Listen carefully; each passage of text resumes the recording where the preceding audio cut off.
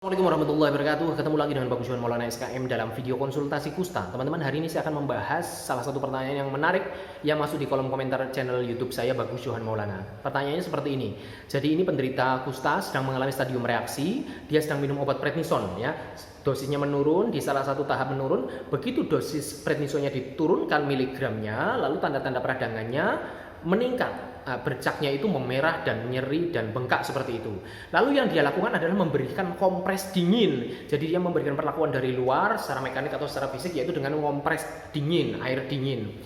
Yang terjadi adalah tanda-tanda peradangannya menurun, bengkaknya menurun, merahnya menurun, nyerinya menurun seperti itu. Nah, dengan setelah tanda-tanda peradangan setelah itu menurun, akhirnya dia melanjutkan menurunkan dosis prednisonnya seperti itu. Diharapkan itu bisa dosis meruncing sukses ya, secara target, secara sebagaimana mestinya, yaitu berobat selama 3 bulan, menurun sukses, akhirnya sembuh reaksinya seperti itu. Dia tanya, ini aman nggak? Boleh nggak seperti itu memberikan perlakuan dari luar? Tidak hanya minum prednison saja, tapi plus ada tindakan-tindakan seperti itu.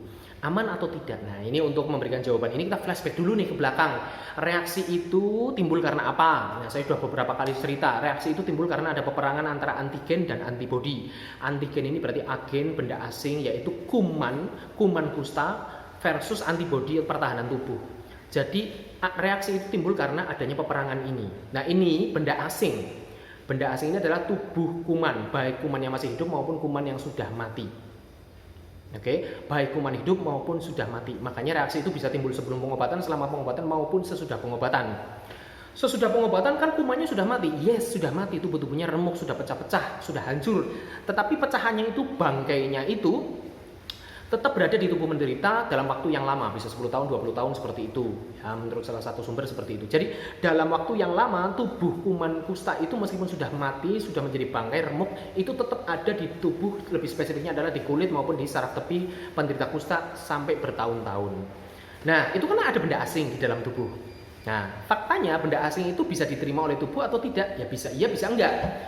Nah, contohnya adalah orang yang sudah sukses minum obat misalkan ya, bangkai kuman ada di dalam tubuh, tapi saya tidak terjadi reaksi kok. Nah, itu artinya tetap ada antigen, ada antibodi, tapi tidak terjadi peperangan. Tidak selalu ada antigen dan antibodi itu terjadi peperangan. Tidak selalu ada benda asing lalu pasti diperangi. Contoh lain, tubuh kita sebenarnya bisa loh beradaptasi, bisa menerima benda asing. Contohnya apa? Ibu-ibu yang pasang apa KB misalkan IUD, ada spiral dan sebagainya dimasukkan ke dalam rahim seperti itu.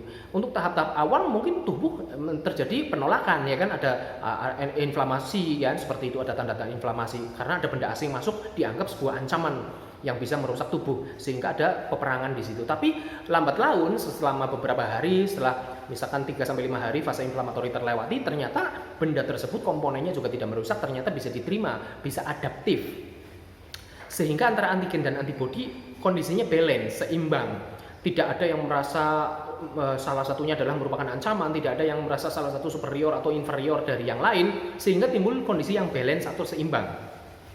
Bisa diterima, adaptasi, sehingga bisa hidup dalam satu host atau satu inang ya, satu tubuh seperti itu. Ya, nyatanya kan bisa diterima oleh tubuh seperti itu. Atau segala tindakan invasif yang melakukan pemasangan benda asing di luar ke dalam tubuh kita, tubuh manusia. Contohnya apa, misalkan operasi tulang yang patah, misalkan operasi ORIF, open reduction internal fiksasi, seperti itu kan dipasangi pen, dipasangi besi-besi, seperti itu.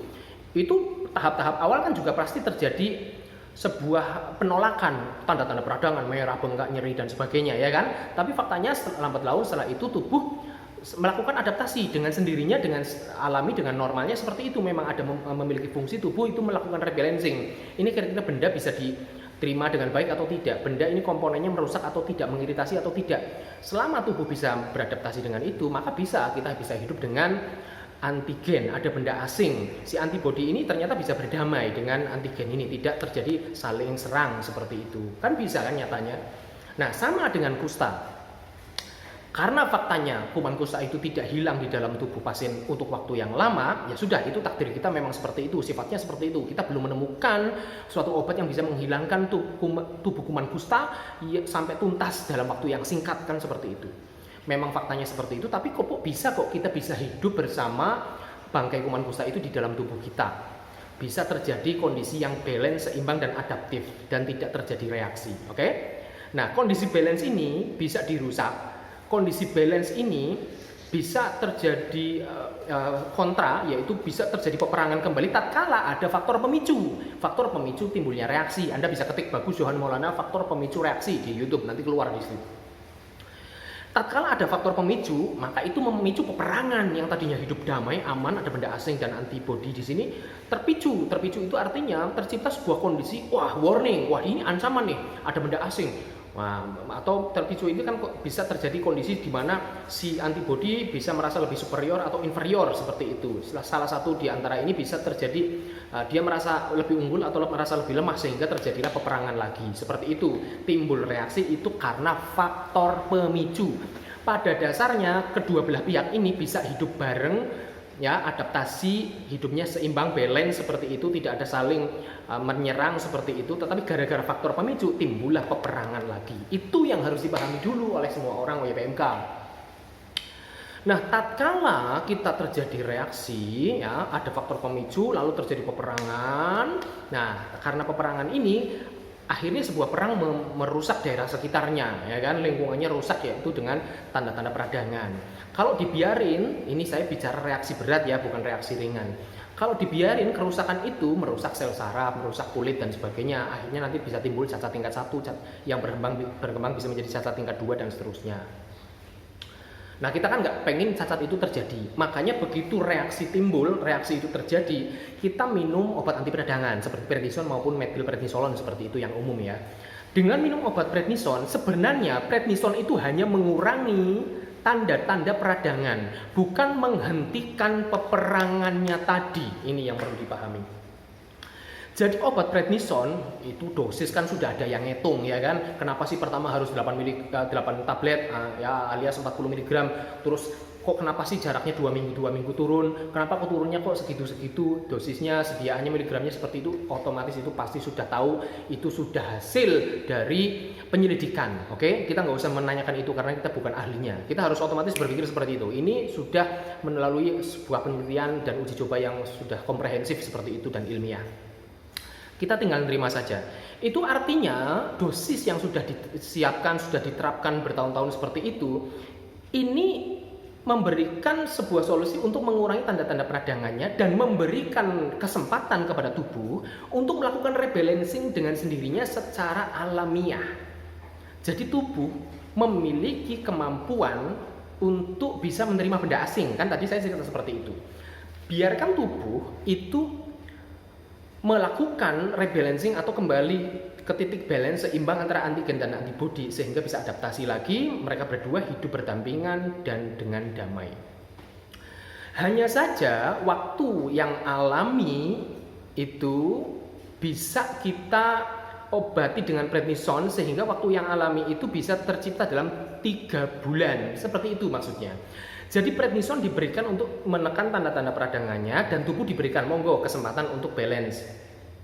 Nah, balance seperti itu sampai dengan 3 bulan. Itu waktu yang dianggap cukup untuk melakukan rebalancing. Pertanyaannya, lah kalau misalkan tidak minum prednison, apakah akan terjadi rebalancing? Ya bisa saja terjadi rebalancing, tetapi bisa jadi mungkin tidak 3 bulan, ya kan? Karena tanda-tanda peradangannya tidak ditekan, misalkan tidak diberikan perlakuan secara kimiawi dengan pengobatan, kan tadi saya bilang bisa terjadi rebalancing dengan sendirinya. Iya, tetapi bisa aja itu molor lebih dari 3 bulan. Ya, terus kalau misalkan tidak dikasih prednison, misalkan tanda-tanda peradangan, nyeri dan sebagainya, kalau orang nyeri istirahatnya juga kurang kan, padahal ini kan disuruh istirahat dan imobilisasi. Nah itu makanya bisa aja nanti peradangannya bisa lebih dari 3 bulan. Kalau misalkan nyeri, panas seperti itu mungkin sampai gangguannya nafsu makan sehingga makannya kurang, ya itu malah bisa memicu kan, kalau kan salah satu ada kondisi yang bisa memicu reaksi kan malnutrisi. Ya, jadi kalau misalkan tidak diberikan perlakuan secara kimiawi obat, bisa jadi peradangannya memanjang. Waktu yang ditempuh untuk balance itu memanjang. Ya, tidak 3 bulan tetapi bisa berbulan-bulan, tapi memang bisa nanti sembuh ya. Peradangannya reaksinya bisa sembuh, tetapi kalau reaksi berat sembuh, tetapi meninggalkan kecacatan. Nah, seperti itu. Makanya untuk menghindari kecacatan ini, kita memberinya prednison atau methylprednisolon seperti itu. Nah, prednison atau methylprednisolon tadi saya bilang ini sebuah dosis yang sudah diukur dan sudah pas. Artinya tidak berlebihan, tidak juga kurang. Tidak berlebihan maksudnya, misalkan ada orang yang nanya, kenapa sih harus 3 bulan sih penguatan reaksi, mbok seminggu aja. Dosis prednisonnya dinaikkan lah, misalkan langsung berapa tablet diminum banyak sekali kayak gitu. Nggak bisa seperti itu, Mas. Kalau seperti itu nanti akibatnya adalah tanda-tanda peradangan ditekan secara berlebihan, lalu yang akan terjadi, si tubuh ini mungkin sebenarnya sedang mau menunjukkan gejala-gejala tanda peradangan tapi tertekan, sehingga di sini terjadi kerusakan tapi kita nggak tahu, seperti itu.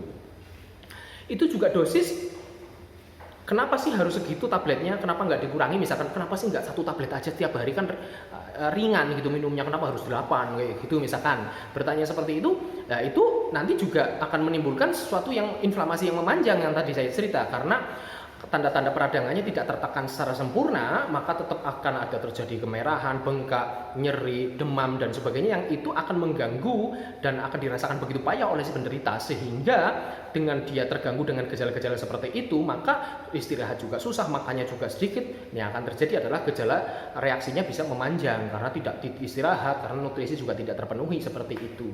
Makanya saya bilang ini dosis memang sudah tepat melalui sebuah penyelidikan yang panjang dan proses yang ilmiah, seperti itu. Nah, kalau saya sudah ngomong seperti ini bahwa ini adalah yang sudah direkomendasikan dosisnya, maka dipatuhi saja.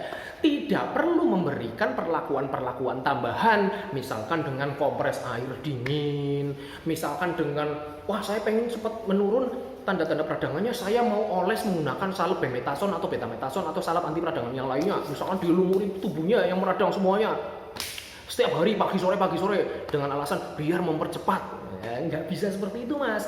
Kalau kamu melakukan perlakuan-perlakuan dari luar seperti itu, baik secara mekanik, secara fisik atau secara topikal dioles bahan-bahan kimia seperti itu, apa akibatnya? Yang pertama, itu kan hanya menekan tanda-tanda peradangan tetapi tidak menghentikan peperangan. Itu yang perlu dipahami. Itu hanya menurunkan tanda-tanda peradangan tapi tidak tidak menurunkan intensi atau peperangan yang terjadi antara antigen dan antibodi. Ya, antigen dan antibodi ini akan menurun skala peperangannya dengan sendirinya, melakukan rebalancing atau kembali sedia kala seimbang kondisinya antara variabel ini dan variabel ini, terjadi adaptasi dengan sendirinya. Tetapi dengan sendirinya ini ya juga kita harus memberikan kesempatan tubuh kita untuk istirahat, imobilisasi, tidak stres ya. Jadi faktor pemicunya diperhatikan. Jadi daripada kita fokus memberikan perlakuan dari luar seperti itu, tetapi kita malah memberikan sensasi yang sembuh-semu, ya kan? Dengan kompres dingin, kan wah ini sembuh nih.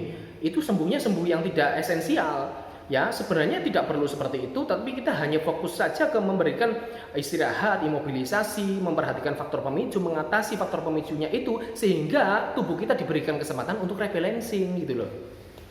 Jadi tidak perlu memberikan perlakuan-perlakuan seperti itu. Kita memberikan perlakuan misalkan dengan mandinya air dingin terus biar tidak terasa panas, misalkan seperti itu akan memberikan kesan sembuh semu, peradangannya seolah-olah sembuh padahal tanda-tanda peradangannya masih, ya kan?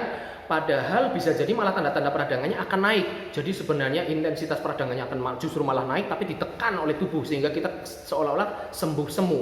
Justru kita tidak aware, tidak mendapatkan warning dari tanda-tanda peradangan itu. Harusnya kan gini, kalau kita sedang pengobatan kok tanda-tanda peradangannya naik, harusnya kita aware, ada apa nih, faktor pemicunya apa nih, kira-kira ada faktor pemicu apa yang harus ditemukan dan diatasi dan diobati, ya kan? Faktor pemicu itu harus diatasi seperti itu. Misalkan faktor pemicunya adalah sakit gigi, ya sakit giginya harus diobati. Misalkan ada cacingan, ya cacingannya juga harus diobati, kan seperti itu. Ada bisul-bisulnya diobati. Ya, faktor pemicunya kelelahan, misalkan butuh istirahat ya diistirahatkan. Justru kita harus fokus ke faktor pemicunya ini. Jangan hanya sekedar kelihatannya sembuh-sembuh dengan memberikan perlakuan dari luar seperti itu. Jadi itu bisa sembuh semu, kita tidak aware, dan akibatnya belum tentu sukses 3 bulan menurun dosis prednison sampai tuntas di dalam waktu 3 bulan loh Mas.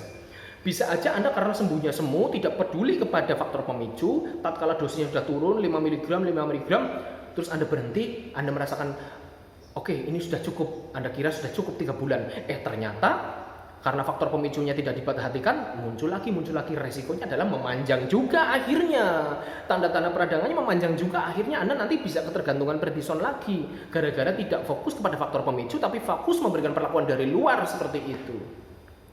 Paham ya? Jadi kesimpulannya video kali ini adalah Anda tidak perlu menambahkan terapi-terapi dari luar. Entah itu misalkan mandi air dingin setiap hari biar tanda-tanda panasnya menurun, misalkan memberikan perakuan dari luar, misalkan kompres batu es atau air dingin, atau dikasih salep menggunakan salep anti peradangan, seperti itu tidak perlu, Mas.